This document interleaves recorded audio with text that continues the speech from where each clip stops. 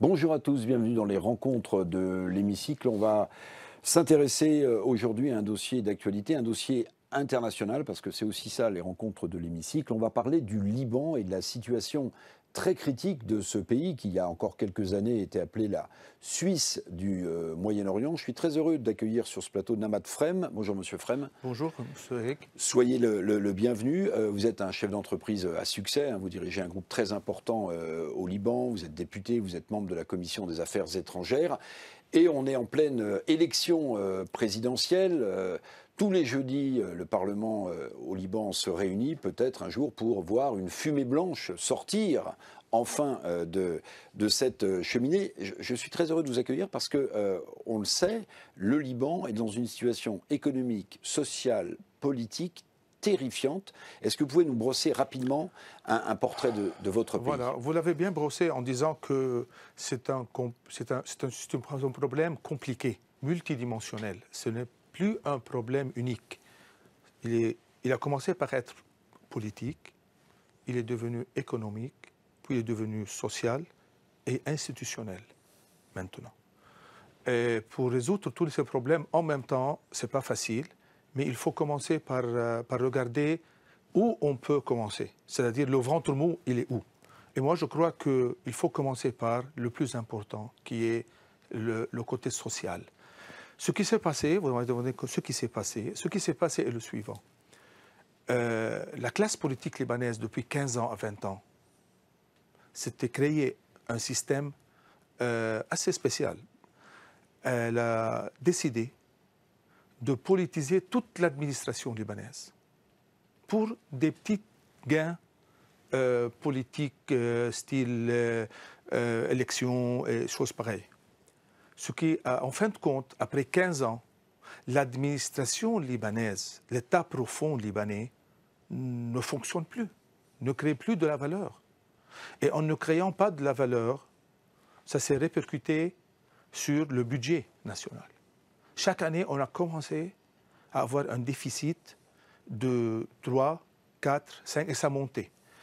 On a atteint un niveau où la dette publique libanaise croissait chaque année de 6% ou 7%, et l'économie croissait de 1%. Alors, vous parliez de problèmes sociaux. Est-ce qu'on peut être un peu plus concret? On dit qu'on ne peut plus se soigner au Liban, que les médicaments manquent, les banques sont souvent fermées, il est impossible de retirer du liquide sur ses propres économies. Est-ce que cette situation est juste? Non, cette situation, avant tout, c'est ce qui se passe depuis 2 ans au Liban. Ce cycle vicieux qui a commencé avec cette façon de faire, de procéder dans la gouvernance du Liban, s'est terminé dans les maisons de chaque personne au Liban. Ça s'est terminé, c'est qui est en train de payer ça? Chaque famille libanaise qui a cru dans le modèle libanais et qui a mis ses épargnes dans les banques libanaises. Aujourd'hui, ce qui s'est passé, du jour au lendemain, il n'y a plus de sécurité sociale. D'ailleurs, il faut savoir que le Liban, la sécurité sociale au Liban est l'une des plus anciennes.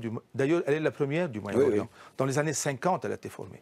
Et ça fonctionne très bien. Et avec les hôpitaux libanais et les médecins libanais qui sont de grande valeur, le niveau de vie et l'espérance de vie des Libanais était exceptionnellement allongé. On parlait de 80 ans. Ce qui se passe depuis 2 ans, chaque personne au Liban qui est malade a un problème majeur.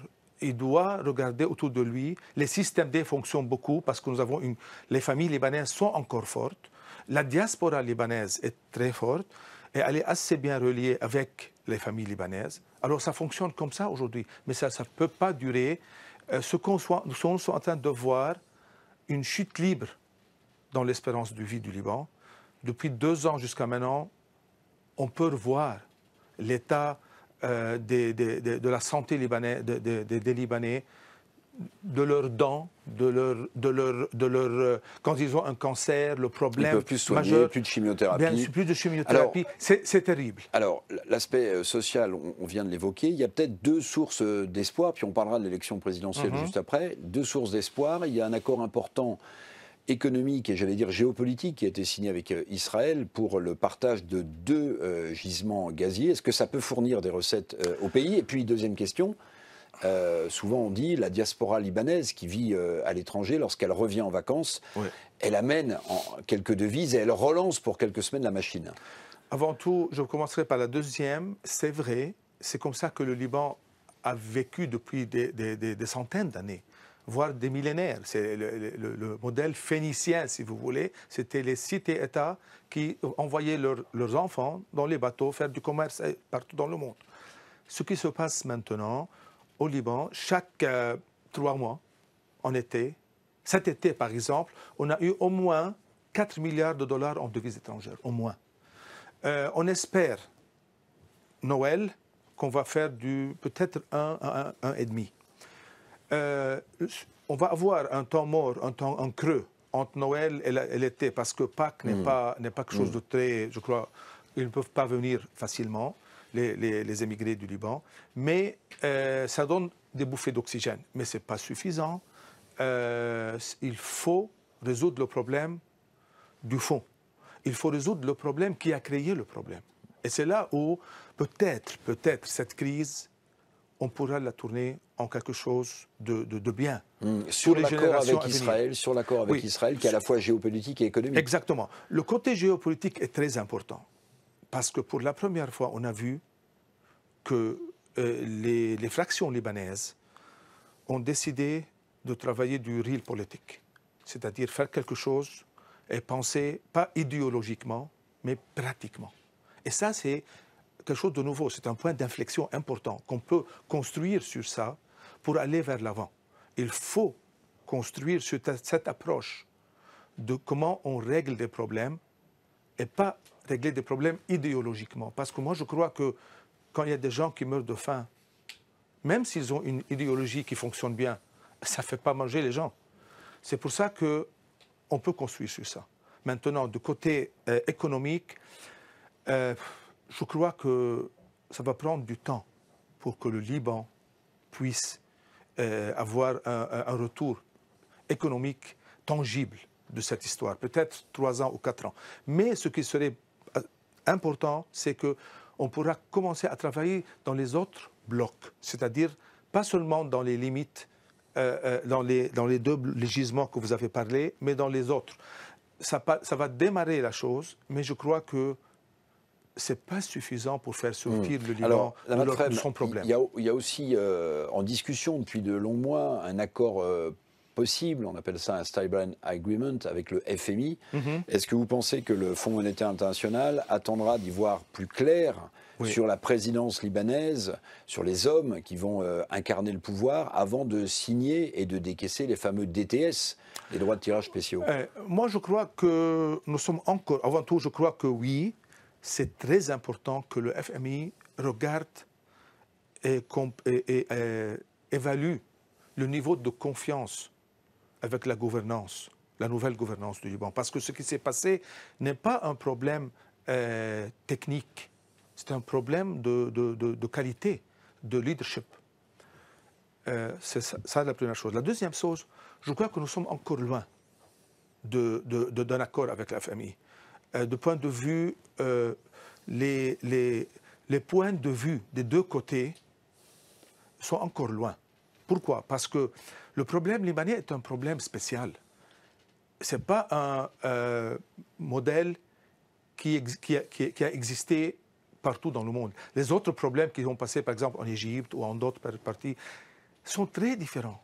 Avec le Liban, c'est vraiment très compliqué. Et ça vient parce que le système de gouvernance du Liban est très unique. Cette fameuse collectivité dans les décisions crée une inertie exceptionnelle. Et il faut faire avec. Il faut essayer de travailler le modèle en même temps. C'est pour ça, moi, je crois qu'avec le FMI, il faut que le FMI regarde et comprenne que le vrai problème au Liban, c'est que maintenant, les institutions libanaises ne sont plus performantes. Ce n'est pas comment donner de l'argent, ce n'est pas seulement parler de le niveau, combien on vole au Liban, mais combien on produit au Liban. C'est ça le problème. Le decision-making process, qui n'est plus productif, il est aussi néfaste que la corruption. Alors justement, et c'est là où il faut travailler. La corruption, Nahmat Frem, est en face des institutions qui sont chancelantes, qui n'existent quasiment plus. Est-ce qu'un nouveau pouvoir politique pourrait à la fois rayer d'un trait de plume la corruption endémique dans ce pays et revitaliser les institutions? Oui, sans doute. D'ailleurs, s'il y a l'objectif de cette nouvelle échéance, moi je crois le titre majeur de cette nouvelle échéance qui est la présidence maintenant, c'est créer un choc positif pour faire démarrer un chantier complet qui travaille sur ce sujet. Et je crois que c'est la seule façon de faire démarrer la machine, parce que tout est bloqué. Moi, je ne vois pas une façon de démarrer le système directement du point politique.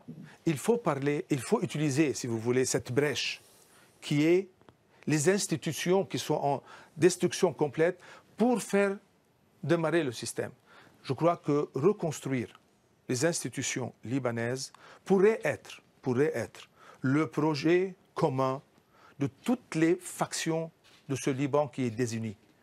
Ce serait le grand projet de ces 3 années à venir pour commencer à construire la nation libanaise, reconstruire la nation libanaise, le concept de nation qui est maintenant à l'état complètement inexistant. Et ça, c'est mauvais, parce que l'État libanais s'est détruit. C'est ça le problème. Alors, je vois qu'on parle politique. Il y a quelques mois après l'explosion dans le port de Beyrouth, le président de la République française s'est rendu sur place, quasiment quelques jours plus tard. On connaît les liens d'amitié, de fraternité entre la France et le Liban et la France. Ces liens sont encore très forts. Avant qu'on parle de la présidentielle, que disent les Libanais de cette visite d'Emmanuel Macron sur place? Elle a été salutaire, elle a permis au monde entier de prendre conscience de la situation dans laquelle se trouve votre pays? Avant tout, il faut la prendre dans son contexte. À ce moment-là, les Libanais étaient au désarroi, ils étaient choqués. C'était très important de voir qu'un président de la République, en l'occurrence la France, beaucoup de gens au Liban considèrent que la France, c'est la mère généreuse du Liban, qu'il soit là, parmi nous. C'était très important de ce point de vue-là. D'un autre côté, les Libanais ont senti, le peuple libanais, ont senti que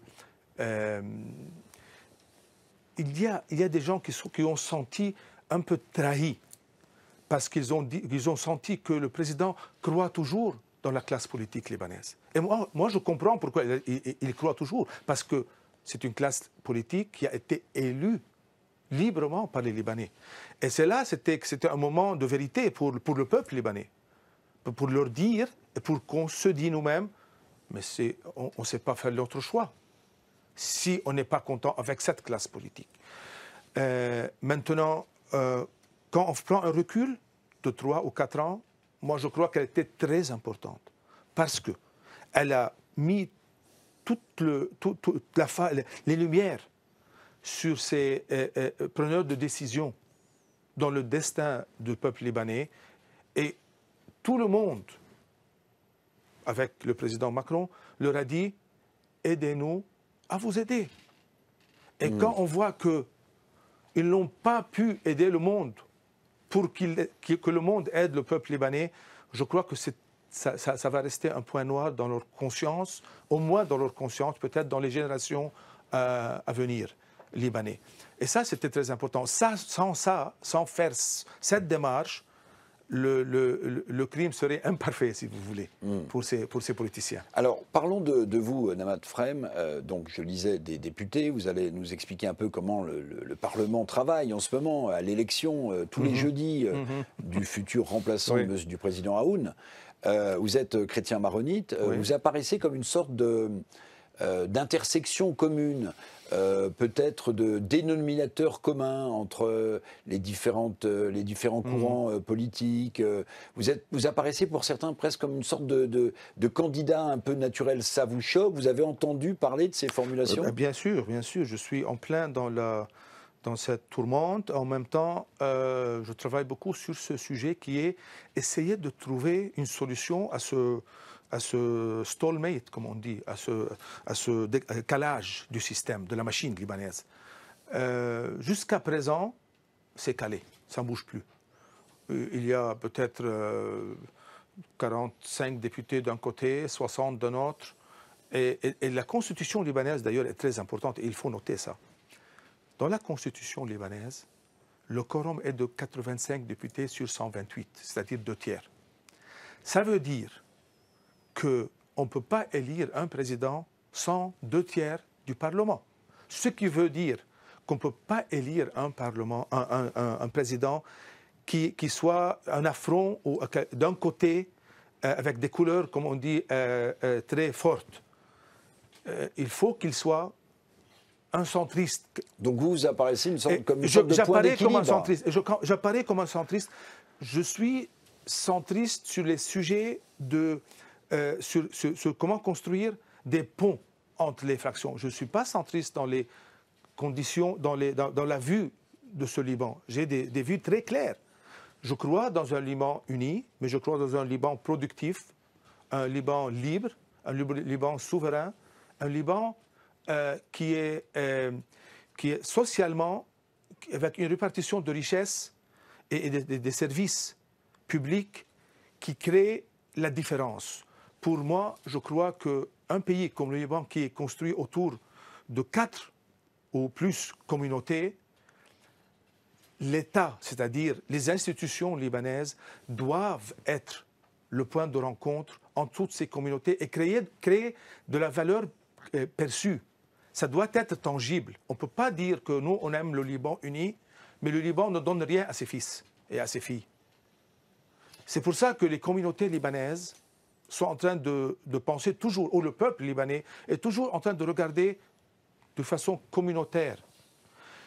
Parce que le contrat social ou national libanais ne crée pas de la valeur tangible. Donc vous dites qu'il faut avoir à la fois une approche sociale et une approche régalienne du Liban. Oui, et en même temps avoir une approche économique du Liban, parce que le bien-être du peuple libanais est quelque chose de très important pour une certaine vision de ce Liban. Et ça, on ne peut pas dire qu'on ne regarde pas ça au nom d'idéologie régionale. Ça ne fonctionne plus. Les Libanais doivent voir que ce contrat national est en train de créer de la valeur qu'ils sentent dans leur maison. Est-ce que votre expérience de grand chef d'entreprise au Liban être utile? Peut être utile? C'est-à-dire, vous avez une approche économique. Vous avez 10 000 salariés, vous êtes resté au Liban, donc à la fois vous connaissez bien le peuple libanais et vous avez cette expérience de chef d'entreprise. C'est ça, je crois, qui me prépare, si vous voulez, pour cette phase cruciale. Je suis prêt à être l'assistant d'un président ou bien le président. Je voudrais faire changer la chose, cette débâcle, ce naufrage qui s'appelle le Liban, vers quelque chose de bien. Je crois que cette crise, en sortant de cette crise, on peut créer les 100 années à venir pour le Liban, avec des institutions qui créent de la valeur, les questions modernes. Parce que créer une institution dans un pays où il y a des communautés aussi divergentes, c'est très difficile. Mais c'est un art et une science en même temps. Et je crois que c'est vraiment ce que je sais faire. Mais question difficile oui. S'il en est, Damad Frem, il y a 2 millions de réfugiés syriens au Liban. C'est un sujet très important. Donc c'est un sujet à la fois très important et j'allais dire très touchy politiquement par rapport à Damas. Il est moins touchy que vous croyez, que vous pensez. Intérieurement, il y a un accord parfait entre tous les Libanais. En tous les Libanais. Que les réfugiés syriens doivent retourner et on doit les aider à retourner. Et c'est très important à retourner. Et s'ils ne retournent pas, on a un problème majeur et même, je dirais, structurel et même qui risquerait l'existence du Liban même. Hein. Il y a plus d'enfants d'ailleurs qui naissent de parents syriens au Liban, ces jours-ci, qu'il y a de Libanais qui naissent de parents libanais. Et ça, c'est très, très, très grave. Parce que les Syriens sont aidés par la communauté internationale pour vivre, alors que les Libanais sont laissés à leur propre sort. Ça d'un côté. Et de l'autre côté, il y a beaucoup de Syriens au Liban. Il y a beaucoup de Syriens au Liban. Maintenant, comment on fait? Il faut travailler avec la communauté internationale. Et quand on voit maintenant que la Syrie, ça commence à être plus stable, je crois le rôle de ce nouveau président aussi, c'est de créer cette confiance entre les pays voisins pour créer des solutions, pour trouver des solutions à ces problèmes majeurs et structurels. En même temps, l'essor économique du Liban serait un autre projet clé de cette nouvelle période, de ce nouveau mandat. Parce que ce qui s'est passé au Liban, cette chute terrible de niveau de vie, si on sait comment s'en sortir, on peut recréer une économie qui est différente de ce qu'on avait avant. On a besoin de créer une économie plus productive. Vendre des services est important, mais créer de la valeur, l'industrie, l'agriculture au Liban, le R&D, les Research and Development, les universités, les hôpitaux libanais peuvent créer un écosystème d'innovation exceptionnel. Et ça, c'est le nouveau Liban. C'est ça le nouveau Liban. Ce n'est pas seulement les nightclubs et les restaurants. C'est pas ça le Liban. Dernière question, Namat Frem. Vous le disiez tout à l'heure, il y a un blocage en ce moment au Parlement libanais, à Beyrouth, pour élire le futur chef de l'État du pays. Il faut 2/3 des voix des députés pour être élu président du Liban. Comment est-ce que vous voyez le débouclage? Comment est-ce que vous voyez les différents groupes évoluer les uns vers les autres? Moi, je crois que c'est dommage. On n'a pas pu libaniser suffisamment cette échéance. On avait tous voulu libaniser ça, c'est-à-dire avoir des décisions locales. Je vois maintenant que la situation est très claire. Nous avons, comme je vous ai dit, d'un côté 60 députés des 85 requises, 45 de notre côté. C'est-à-dire si un groupe va élire son candidat, l'autre détruira le quorum. Il y a un blocage qui ne se résoudra pas sans l'intervention des pôles régionaux. Et ça, c'est là où je crois que le président Macron est exceptionnellement bien positionné pour créer ces ponts et ces voies de communication. Comment créer un win-win scénario. Et ça pourrait être quelque chose qui servira tout le mandat, pas seulement avoir un président, tout le nouveau mandat, les 6 années à venir. Il faut qu'on ait un modèle, une décision, un consensus autour du Liban avec les pays de la région et les pays internationaux. Et la France peut jouer un rôle important. Très important pour créer ce consensus autour de ces 6 années à venir pour le Liban. Comment faire du nouveau projet Liban un win-win et un projet de reconstruction d'un pays. Comment reconstruire un pays qui pourrait être un failed state très, très prochainement si on ne fait pas quelque chose. Et ça, ce serait un fléau, un vrai fléau pour la région. Namat Frem, merci beaucoup de vos explications. Merci beaucoup. Merci beaucoup de nous avoir suivis pour ces rencontres internationales de l'hémicycle. Quant à moi, je vous donne rendez-vous très bientôt.